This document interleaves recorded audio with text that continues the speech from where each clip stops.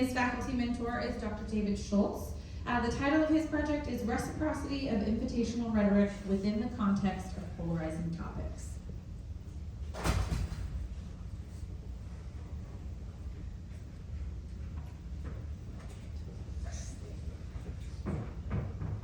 Is everybody awake?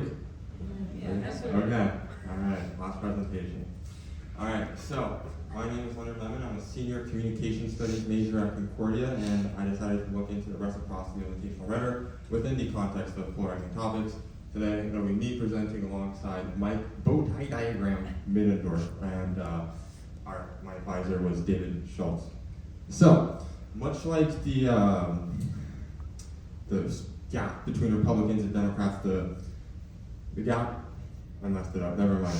Okay. It was a joke about Leonardo DiCaprio's age gap and the gap between Republicans and Democrats. But the gap between Republicans and Democrats has been large, but continues to grow. As you can see in 2015, we have a larger gap than we've ever had, and that continues to grow, whether it's that other graph or this from The Economist. And that leads to negative impacts. It leads to things like on the left, we can see after the death of George Floyd, Black Lives Matter and their protests. And then over here on the right, we can see January 6th, that Capitol Hill riot after Biden was confirmed as president. So we kind of see that polarization can lead to bad things. Now, this is violence, but as a communication studies major, I would encourage that people, instead of engaging in physical violence, engage in communication. So I tend to see communication as a good thing, but it can be the case that communication isn't always a good thing, right? So how many of you guys saw the presidential debates? Anybody? Anybody saw the presidential debates? Okay, so not everybody did. For those of you who didn't, this is exactly what the presidential debates were like. You don't have to go watch it. Same exact thing. But yeah, so there's this thing called agonistic rhetoric, which is kind of what the Greco-Romans talked about, and it's this idea that we're trying to persuade each other, not really trying to understand each other, which is what we saw during this presidential debate. But there's this other form of rhetoric called invitational rhetoric, and its main goal is to help people understand. It has three main tenets. First is self-determination, which is kind of like that independence, ability to choose for yourself. Second is immanent value, which is kind of this, you have value just because you're human, intrinsic to yourself, not because of how much money you make, or because of your status within a certain hierarchy. And then lastly, we have equality. I put an asterisk next to that because after reading it, it sounds more like equity, the differentiation, right? Equity on the right is kind of everybody's equal, it doesn't matter what your perspective is, whereas on the left we have equality. So there's this thing called the Polarization affair, where Polarization kind of denied the Holocaust, and then this guy named Noam Chomsky, a linguist, said he should have the right to say whatever he wants, start off as an equal place, but what he did was subhuman, and for that I view him negatively, right? But Foster and Griffin, not that they supported the Holocaust, but would say, even if you deny the Holocaust, or even if you say anything horrible that a person would disagree with, you treat it with equity, no matter whose perspective it is, or what that perspective is. So, there's a lot of literature for the purpose of this. We're going to act as invitational rhetoric is good, and that's what we're striving for. So, now that we've discussed invitational rhetoric, there's a big question we have to ask ourselves. Will you marry me? I mean, no. How do we engage in discourse with another individual, right? Because I can talk invitational rhetoric all day, but unless I have somebody else to reciprocate that invitational rhetoric, I can't do anything about it. So, that leads us to reciprocity. Reciprocity is a strong motivator that can motivate individuals to act in a certain way. For example, if I'm a teacher here and I teach our wonderful golden toucans, eagles, sorry. President Thomas isn't here, I checked. Okay, then you get paid money, and given that we're at a Christian school, you get paid many monies. But no, he gets to help students, and there's a reciprocal exchange. He does something, you get something back. And there's a lot of literature showing that reciprocity is strong. For example, if you were to send a Christmas card to an individual who you don't know at all, right? They're likely to give you another Christmas card, not the same Christmas card, but their own Christmas card, just because of the power of reciprocity. That's how strong it is. So I tried to leverage that and see if it would work within the context of polarizing topics. So we had two research questions. First research question was, does a particular rhetoric determine the rhetoric that is reciprocated? So if I engage in invitational rhetoric, do you reciprocate that? Second question, right? was the same question, but there was one difference. It's what precedes the invitational rhetoric, right there. So it's essentially saying, if I engage in the opposite of invitational rhetoric and then engage in invitational rhetoric, then does that change the flow of the rhetoric we use, as opposed to the first one was just, if I engage in a certain type of rhetoric, does that influence the rhetoric that was used? So I'm going to quickly go over the methods and a little bit of literature review, because for the methods I coded things and I think it's important that I tell you why I coded them the way I did. I'll go over the results, discussion, and then the conclusion.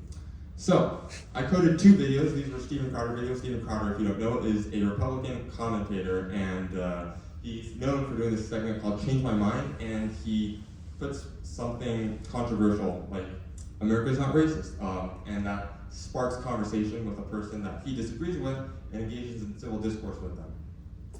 Now, I transcribed and coded 451 speaking terms because, as you know, the YouTube CCs or closed captionings are terrible. So I had to code them all, and I coded these conversations regarding civil rights because those 2 were apparently the most polarizing based on my research. So given that this was all within the context of polarizing topics, I thought nothing better than to code civil rights issues like America's not racist or America is racist. So, the way I coded, this is the coding scheme I used. So, I coded for invitational rhetoric, opposite invitational rhetoric, and that operationalized means I coded for people offering perspectives, which is one part because you can't engage in perspective sharing and understanding if you don't have the other person's perspective. And the second part of that is creating external conditions so that other people feel like they can engage in that invitational rhetoric. This looks like creating safety, value, and freedom. So safety in the sense of not belittling what they say, value in the sense of validating what they say. You have freedom, which is not asking the leading question or closed-ended question like, do you think this or this? It's instead something like, what are your thoughts on this? Allowing them to speak for themselves. That's what invitational rhetoric is all about. And then I used the opposite of invitational rhetoric, which you could force another person, like persuade them, try to force your perspective on them, or you can not offer your perspective at all, and then pretty much the same exact thing, but the opposite for creating external conditions. It's important to note that invitational rhetoric and what I described earlier, agonistic rhetoric, aren't necessarily exact opposites, because even to persuade somebody, you have to kind of understand them. But I decided to code these 2 separately, opposite invitational rhetoric, just to make sure we had mutually exclusive categories. So, for the first research question, I used the chi-square test of independence, and obviously the IVs and DVs are the same because of the reciprocity. We had 2 levels on the IVs and the DVs, and I set the alpha for 0.05, meaning if the p-value is below that, it's statistically significant. If it isn't, it's not statistically significant. And research question number 2 is the same thing, except for the independent variable, we had the extra condition that it had to be immediately after another kind of variable was utilized. So, for the first research question, we found that when people engage in invitational rhetoric, 86.8% of the time, invitational rhetoric was reciprocated, whereas for the opposite invitational rhetoric, it was far less. Even though it's important to note that within opposite invitational rhetoric, we still see invitational rhetoric reciprocated more, there does seem to be a large gap. And the results showed that because the p-value was 0.01, which is below our alpha, it was statistically significant. This indicates that if we use a particular type of rhetoric, it influences the type of rhetoric that we use, like that is reciprocated. Now, for the second research question, however, the results were less powerful, right? As we can see here, 80 to 20, which before it was 86.8 to 13.2, and then for the opposite invitational rhetoric, after invitational rhetoric, we see 67.9% of the time invitational rhetoric was reciprocated, whereas before it was 52.5. So it seems like the effect is just weakened when you try to change the flow of the conversation. So if you're at a dinner table with your family and they're trying to convince you like Trump or Biden is the best, and then you're like, let's not talk about that, let's actually have a nice family dinner. It's unlikely to work just because of the fact that you're trying to change the momentum and trying to change the way that invitational rhetoric is being utilized. And of course, the p-value for this was 0.29, which is above 0.05, so there was no statistically significant result, so we can't say anything about this. So this has some implications, right? So within the implications, the interpersonal context, it's use invitational rhetoric in general, right, on balance, but when you're trying to change the flow of invitational rhetoric, so if somebody's trying to persuade you, or if somebody's acting with animosity towards you, it might not be enough to engage in invitational rhetoric or understanding to change the flow of that conversation. So be aware of those 2. And then also on the flip side, because I did code just for the type of rhetoric being used, be careful of using persuasive rhetoric, because if you try to persuade another individual, there's a greater chance than not that they're then going to reciprocate that same kind of rhetoric you use and try to persuade you as well. So, some limitations, right? I only coded 2 videos, so it's not, I coded, there's a lot of conversations outside of those 2 videos, but I just coded them because I thought they were most polarizing, but they are still 2 videos. And then there was only a single coder, so there's no inter-reader reliability on this. And also there were no controls on the artifact, meaning we didn't do this in experimental setting. There wasn't just the type of rhetoric used manipulated. There were a lot of confounding factors that could have influenced the results. And future directions, just the same thing pretty much. Code more videos, see how that goes. Add more coders so we can get that inter-reader reliability to make sure what I did was correct. And then also utilize maybe an experimental design where we get people in a lab and ensure that the only variables that we change, or try to limit the variables that we change to invitational rhetoric, not invitational rhetoric. So, in conclusion, in America we have a lot of people arguing today to the extent that it leads to violence and animosity, which is bad. And so we try to use invitational rhetoric and use the power of reciprocity, which is good. And that leads to one of 2 things. In general, it seems that invitational rhetoric seems to work. So trying to use invitational rhetoric, trying to understand other individuals seems to be beneficial, and that's a good idea. But within context, we're trying to, again, change the way a conversation goes from persuasive to not persuasive, or even not persuasive to persuasive. That doesn't seem to work. So hopefully, based on the context that you're in, you can utilize invitational rhetoric to stop seeing political polarization as a force that divides us, but rather as an opportunity to unite us together so that we can understand each other and stop acting violence just because another person's on the other side of the political party. We're all Americans.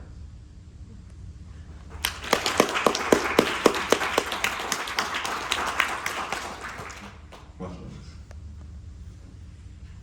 What do you mean when you said you coded the videos? Like, could you explain that a little bit? Absolutely. So essentially people just talk, and when they talk, I can't say, like, there's a bunch of words, but I need to ultimately take that and go, what they said was invitational rhetoric, or what they said wasn't invitational rhetoric, or opposite invitational rhetoric, and then so I get those 2 codes, and then that allows me to use it in a statistical analysis and say, when they use this, does it lead to this? And so the coding is just me taking those words or whatever they say, and then putting them into invitational rhetoric or not, opposite invitational rhetoric. So I'm just curious, with your source being 2 YouTube videos, was there any way that you could control in terms of knowing, like, did they say these videos were unedited or not? Yeah, so all of Steven Crowder's videos are unedited. That's one of the points he makes. And it's like every single video that I do, every single video that I show will be unedited. And throughout the whole video, you can see from the beginning, both those videos when they walk in, they sit down, there are no edits in between, and they leave of their own, right? So. So, can you help me understand again what you were relating? It was whether there was initially invitational rhetoric, and then the second, the red bar was? Opposite of invitational rhetoric. Okay. So, yep. So the green is invitational rhetoric, and the red is opposite invitational rhetoric. Right. Red is the dependent variable, and then green would be the. They're both the dependent variable. Got it. So basically, how often that's reciprocated? Mm-hmm. Yeah. Okay. And so you say that it works, that invitational rhetoric works if it's reciprocated more often. Invitational rhetoric seems to work in situations where you're, in general, right, in situations within an organic conversation, on average. But if you're trying to shift the tone of the conversation from like a persuasive rhetoric or opposite invitational rhetoric, right, to invitational rhetoric, it seems to work less, right? Doesn't seem to work that. Yeah. I was curious with the 2 videos, so you have a Steve Crowder's his name? Steven Crowder, yes. Steve Crowder, he's consistent.